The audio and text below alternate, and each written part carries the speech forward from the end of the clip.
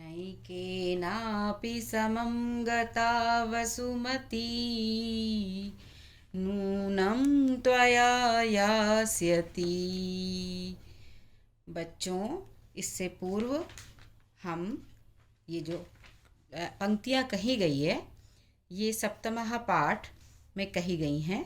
नैके नापि समं गता वसुमती, जिस पाठ में हमने पढ़ा था कि सिंधुल राजा के पुत्र भोज को, जो कि उनको वृद्धावस्था में प्राप्त होते हैं, वो उनको अपने छोटे भाई को सौंपकर दिवंगत हो जाते हैं और मुंज राज्य के लालच में उस पुत्र को मरवाने के लिए बंगाल देश के वत्सराज को बुलाते हैं और उसे मारने का आदेश देते हैं, जिसे सुनकर वत्सराज अति दुखित होते हैं और कहते हैं कि किसी भी प्रकार से पुत्र का वध उचित नहीं है। अब जब यह सुनते हैं, मुंज यह सुनते हैं, तो वो वत्सराज पर कुपित हो जाते हैं। तो अब आज के इस भाग में हम जो ये भाग 3 है, इसमें आगे की कथा को पढ़ेंगे। तो आरंभ करते हैं। वत्सराजस्य इदं वचनम् आकर्ण्य कुपितो राजा प्रह त्वं मम सेवको अस्ति, मया यत् कथ्यते त्वया तत् विधेयं। पुनः वत्सराजः राजाज्ञा पालनीयेवेति मत्वा तूष्णीं बभूव। अनन्तरम् अनिच्छन् अपि वत्सराजः भोजं रथे निवेश्य रात्रौ वनं नीतवान्। तत्र आत्मनो वधयोजनां ज्ञात्वा भोजा किमपि वत्सराजं कथितवान्। तद्वचनैः वैराग्यमापन्नो वत्सराजः तं न हतवान्, अपितु गृहमागत्य भोजं गृह अभ्यन्तरे भूमौ निक्षिप्य ररक्ष। पुनः कृत्रिमरूपेण भोजस्य मस्तकं कारयित्वा राजभवनं गत्वा वत्सराजो राजानं प्राह, श्रीमतां यथादिष्टं तत् साधितम् इति। ततो राजा भोजवधं ज्ञात्वा तं पृष्टवान्।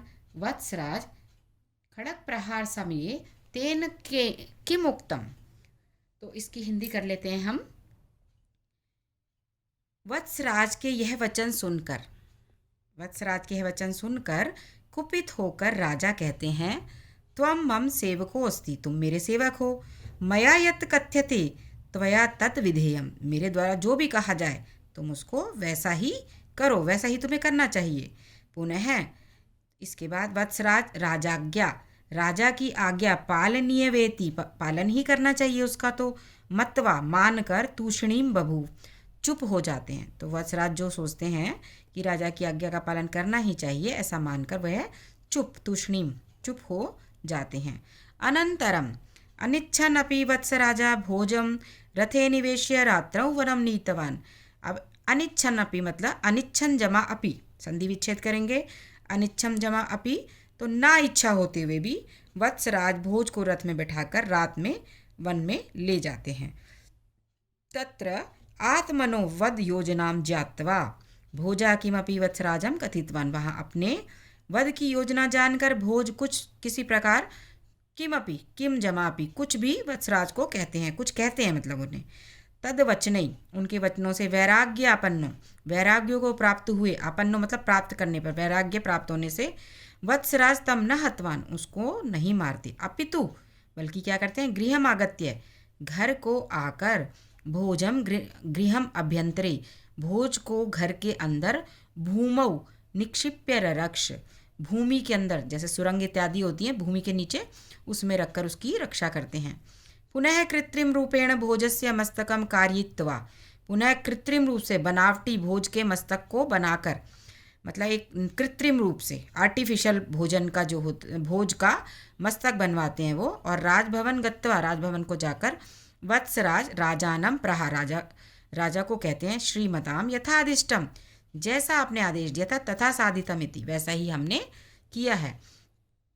ततो राजा भोजवधम ज्ञात्वा, तब राजा भोज के वध को जानकर तम पृष्ठवान, उससे पूछते हैं, वत्सराज खड़ग प्रहार समय तेन किम उक्तवान, खड़ग यानी तलवार, तलवार के प्रहार के समय उनके द्वारा क्या कहा गया।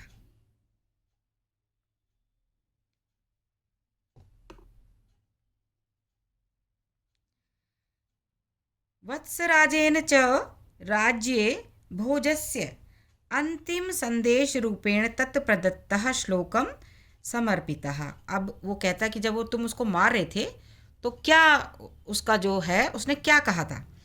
तो वो कहते हैं वत्सराज के द्वारा राजा भोज को अंतिम संदेश के रूप में तत्प्रदत्तम, तत्प्रदत्तम प्रदत्ता मतलब उसके द्वारा, भोज के द्वारा दिए गए श्लोक को समर्पित किया गया।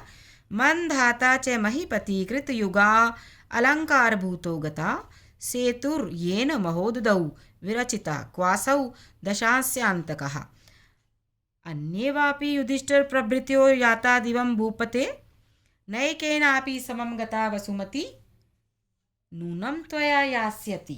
हाँ, अब वो बताते हैं कि मानधाता आदि जो राजा थे, मानधाता एक बहुत बड़े राजा हुए हैं, कि मानधाता आदि राजा जो थे वो भी इस दुनिया से जो क्या थे, कृतयुग अलंकार, सतयुग, कृतयुग कहते हैं सतयुग को, सतयुग के जो अलंकार के स्वरूप थे यानी आभूषण के स्वरूप थे, और कैसे थे, महीपति पृथ्वी के राजा थे यानी पृथ्वी की रक्षा करने वाले, और सतयुग के अलंकार आभूषण के समान जो मंधाता आदि राजा थे वह भी गतहा चले गए, यानी इस पृथ्वी से चले गए, वो भी मृत्यु को प्राप्त हुए। सेतुर्येन, और जिनके द्वारा महोददौ, समुद्र के ऊपर, महोदद उददौ महान समुद्र के ऊपर, बड़े समुद्र के ऊपर, सेतुर्येन जिसके द्वारा सेतु बनाया गया, सेतु मतलब जिसके द्वारा वो पुल बनाया गया था, वह विरचिता बनाया गया, क्वासौ दशास्यांत का, वह रावण का, दश दश सिर वाला था रावण,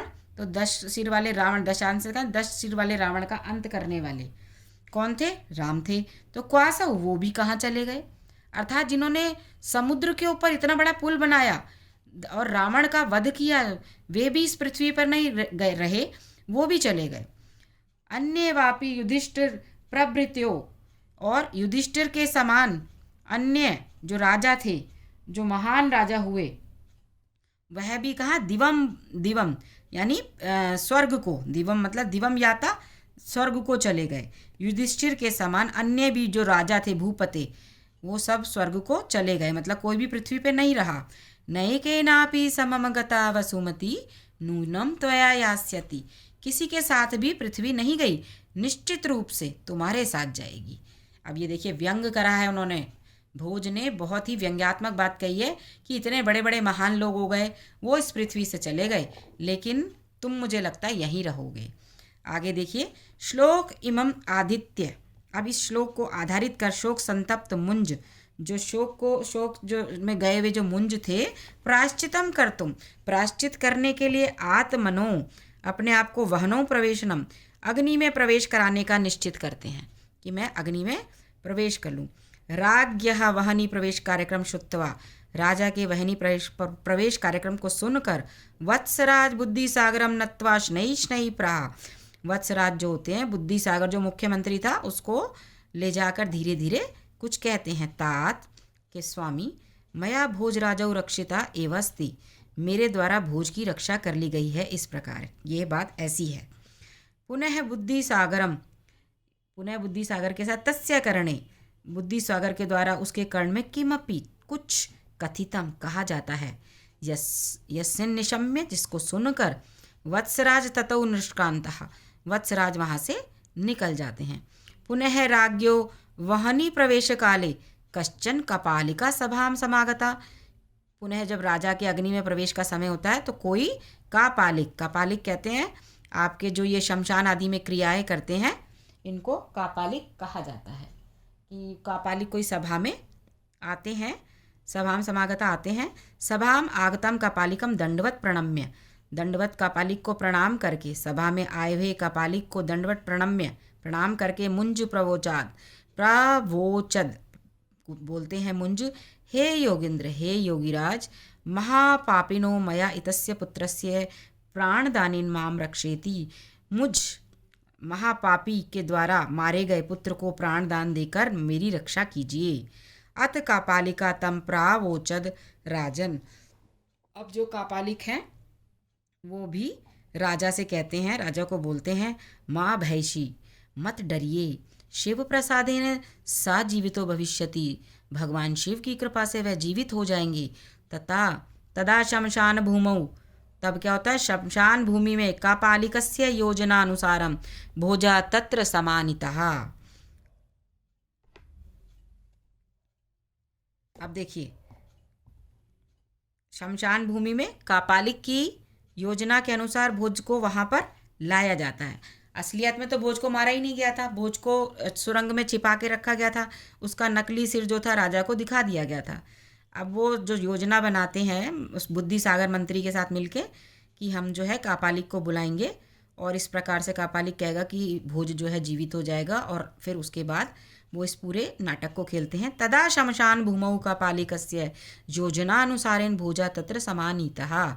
तब जो है इसके बाद शमशान भूमि में कापालिक की योजना के अनुसार भोज को वहाँ लाया जाता है।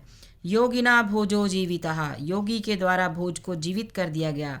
इति कथा लोकेशु प्रसृतः, ये कथा जो होती है संसार में प्रसारित हो जाती है, प्रसारित कर दिया जाता है, उसको फैला दिया जाता है। पुनः गजेंद्र आरूढ़ो भोजा राजभवनम अगात, पुनः इसके पश्चात जो है गज पे हाथी पर सवार होकर भोज को राजभवन में की ओर लाया जाता है।